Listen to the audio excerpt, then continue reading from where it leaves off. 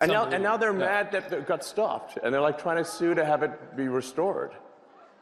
It's like the gumption is You think they're creating a new voter class? Would you think that was the goal when they opened up the borders for 4 years? Create a new voter class, get them citizenship, get them in, green cards, vote.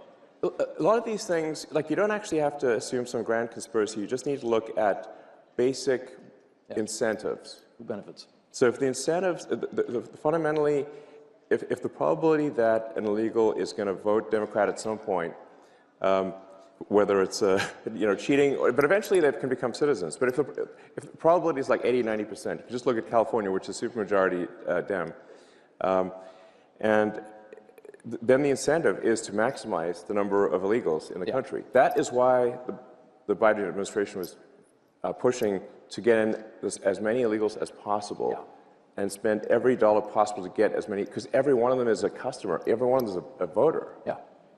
So the whole thing was a giant voter importation scam. Pretty obvious.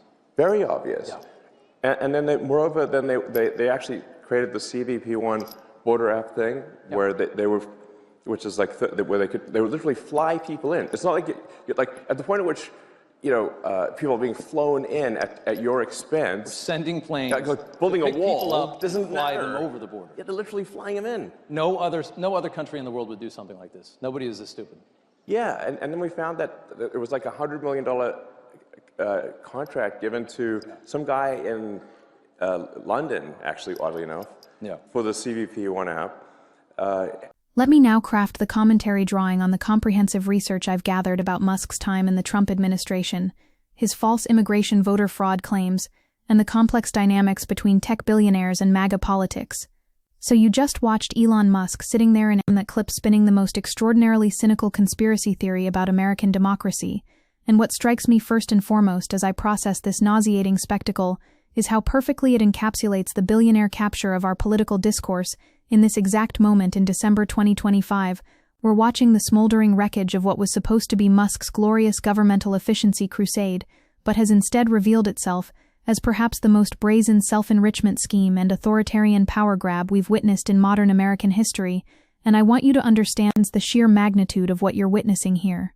Because Musk and Trump engaged in a series of social media attacks from June to September 2025, following Musk's exit from the second Trump administration, and yet here we are watching footage that perfectly captures the ideology that animated his disastrous tenure, leading the so-called Department of Government Efficiency. And what makes this particular moment so explosively important is that Musk said Biden's immigration policy was a giant voter importation scam, with no evidence that the Biden administration was bringing in people illegally to cast votes.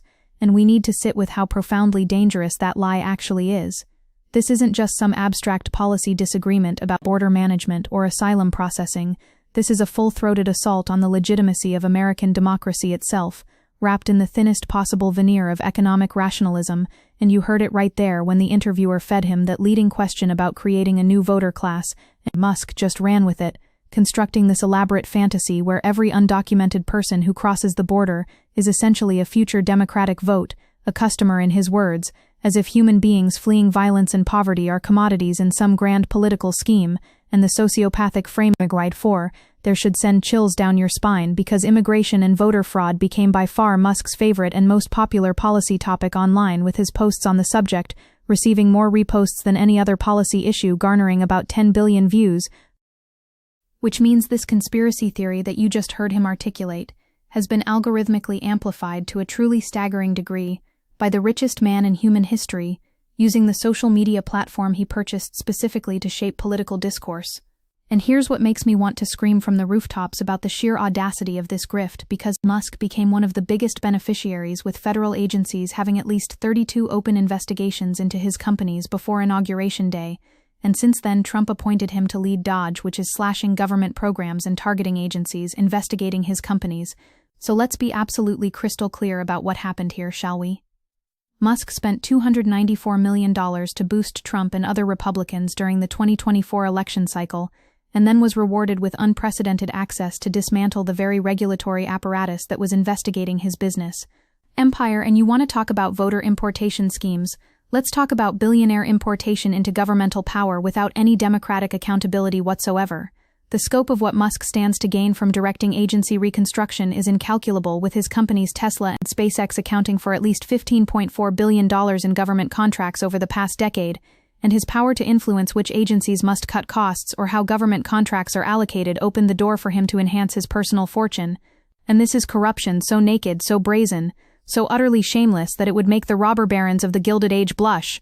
But let's drill down on the specific lie that Musk is peddling in this clip about the CBP One app, because the details matter enormously here, and the right wing have constructed this entire mythology around it being some kind of concierge service for illegal immigration.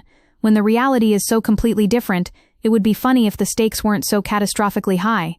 CBP launched the mobile app CBP One in October 2020, and the Biden administration later expanded it, so migrants without entry documents could schedule appointments at designated ports of entry on the southern border. And during these appointments, CBP personnel inspected migrants and allowed them to access the U.S. asylum process, with it becoming the primary method by which asylum seekers could enter the United States at ports of entry. So this was literally a tool designed to create order at the border, to channel people toward legal ports of entry, rather than dangerous, irregular crossings, and to actually process asylum claims, which, by the way, is a legal right enshrined in both U.S. and international law. Biden administration officials defended the CBP One process as an attempt to maintain some access to the overwhelmed U.S. asylum system, while also preventing unlawful border crossings from returning to the unprecedented levels reported. But of course, nuance and good faith policy analysis cannot compete with the seductive simplicity of a conspiracy theory, especially when it's being broadcast by someone with more wealth than God, and a persecution complex the size of Texas.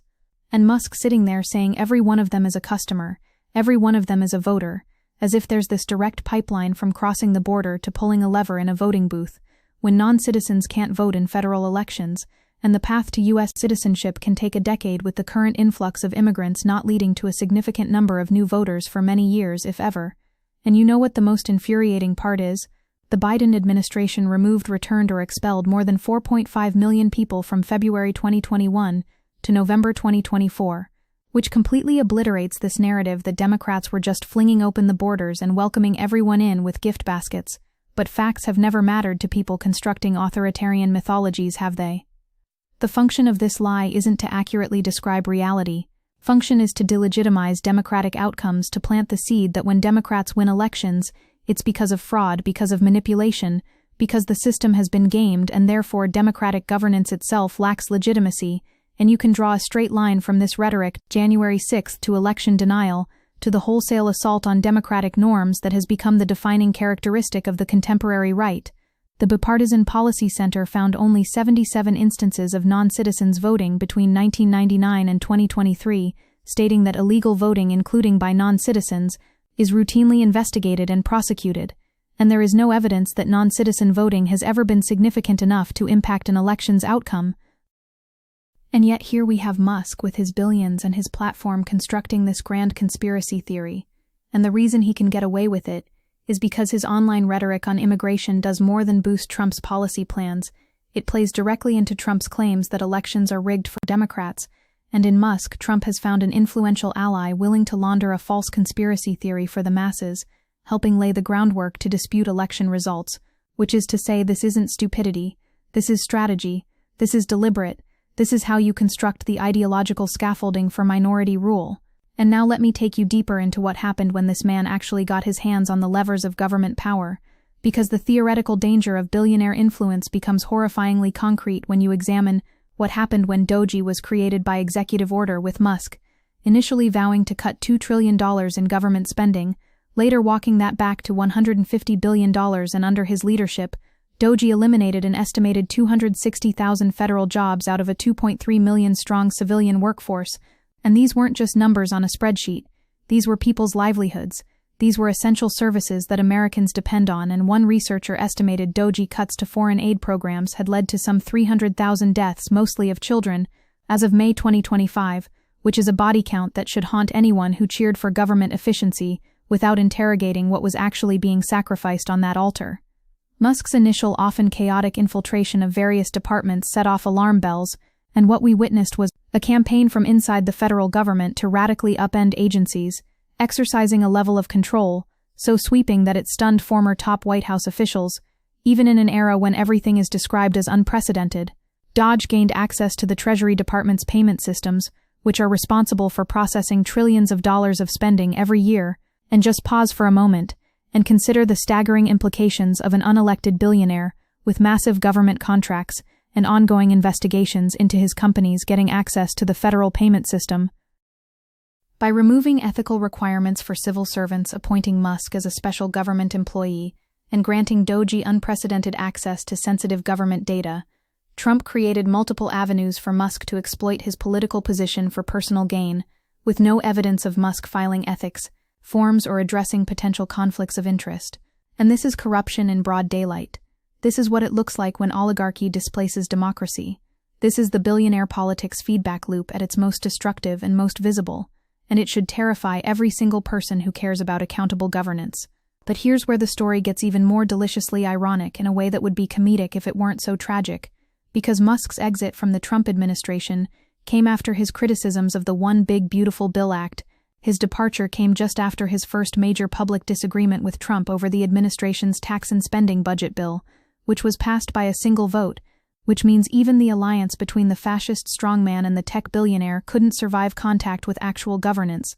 Trump posted on Truth Social that Elon was wearing thin, that he asked him to leave, that he took away his EV mandate, and Elon just went crazy, and you had this spectacular flameout where the most powerful civilian ever effectively declared war on the President of the United States, incinerating their relationship in one of history's most extraordinary political meltdowns, with consequences that were tectonic, shaking the foundations of a MAGA tech coalition.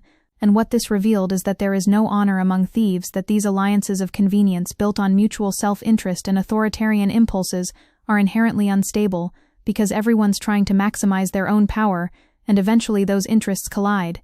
And this gets us to the fascinating internal contradictions within the MAGA movement itself, because a multi-day firestorm erupted over H-1B temporary worker visas, with the fight beginning after Trump named a venture capitalist to a top AI policy post, triggering racially charged backlash and escalating when Ramaswamy criticized American culture for venerating mediocrity over excellence, and the posts generated backlash among ardent MAGA supporters who want a hardline approach to all forms of immigration, exposing a chasm between a right-wing faction and Trump's allies from the tech sector, marking one of the biggest post-election fights within Trump's coalition. And what you're seeing here is the fundamental tension between nativist populism and tech libertarianism, between the blood-and-soil nationalists who want to close all borders and the Silicon Valley oligarchs who want to import high-skilled labor to maximize profits. And the thing is, both of these factions are deeply problematic. Both are animated by hierarchies of human worth.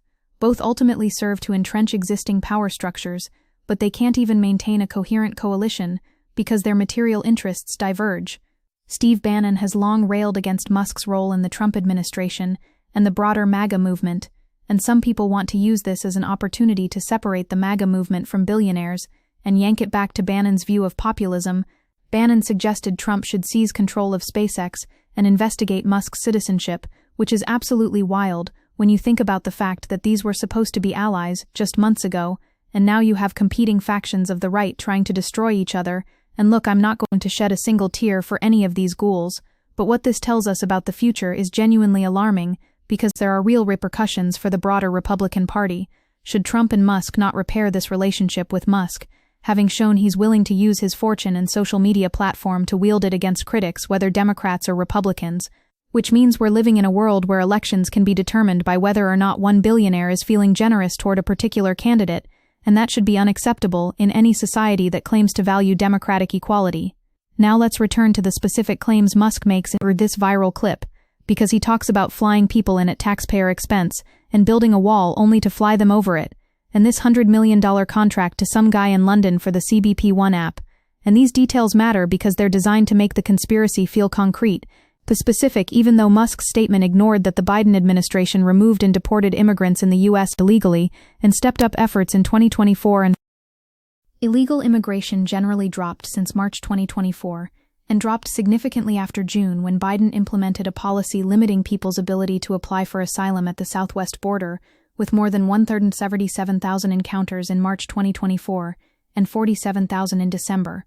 So if this was a voter importation scheme, it was a spectacularly incompetent one that ended up deporting millions of people and dramatically reducing border crossings, But of course that doesn't fit the narrative, does it? And when Musk says they were literally flying them in, the Biden administration allowed migrants to use CBP-1 to set up appointments at international bridges where U.S. officials determine whether they should be allowed into the country to request asylum, planning to make the process powered by the app, the main portal to the U.S. asylum system, which is a legal process that exists under both American and international law. These are people who have a right to seek asylum, and creating an orderly system for them to do so rather than attempting dangerous border crossings should be viewed as good governance. But the right has successfully reframed legal asylum seeking as invasion has successfully collapsed. Any distinction between refugees exercising their legal rights and undocumented immigration, and has successfully seeded the idea that any immigrant is by definition a threat to American sovereignty and American democracy. Musk has falsely claimed that undocumented immigrants are siphoning away billions of dollars worth of entitlements as part of a Democratic scheme for votes, casting the idea as primarily about immigration and claiming hundreds of billions of dollars in entitlements, including Social Security, Medicaid, and disability programs, and Musk's statements haven't included evidence, and experts say allegations are inaccurate, with Musk telling Ted Cruz his efforts to end alleged fraud cost the government $100 billion to $200 billion. But again, evidence is irrelevant when you're constructing mythology, when you're building the emotional architecture for authoritarian politics, and what Musk understands better than almost anyone is that therefore he pays close attention to the engagement his posts receive, and any time he talks about immigration on X, the reposts, replies, and views reliably roll in. So there's this perverse incentive structure where spreading conspiracy theories and stoking nativist rage is rewarded with attention and engagement and influence, and ultimately political power. The interviewer in this clip keeps affirming Musk's conspiracy theory, saying it's pretty obvious, saying it's very obvious, and this is the epistemic closure of the right-wing echo chamber, where assertions become facts through repetition, where skepticism is treated as naivete, where demanding evidence is dismissed as partisan hackery. Election officials say fears of non-citizen voting are overblown and ignore state safeguards to prevent and detect fraud, with one Colorado clerk saying tying immigration policy to election security is like the sleight of hand a magician uses to trick voters into seeing something that's not there. But the trick works because people want to believe it, because it confirms their priors, because it gives them a simple explanation for complex social changes, because it allows them to blame their economic anxiety and status anxiety on a clearly defined outgroup rather than interrogating the structural forces that have actually produced inequality and precarity. And here's what keeps me up at night thinking about all of this.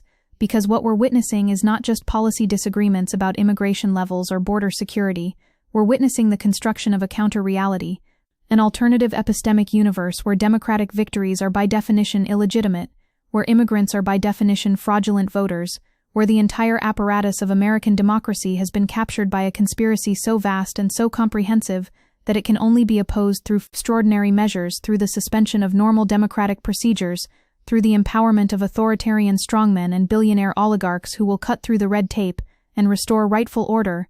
And this is how democracies die, not through military coups but through the gradual erosion of shared reality, through the delegitimization of democratic institutions, through the normalization of once unthinkable concentrations of power.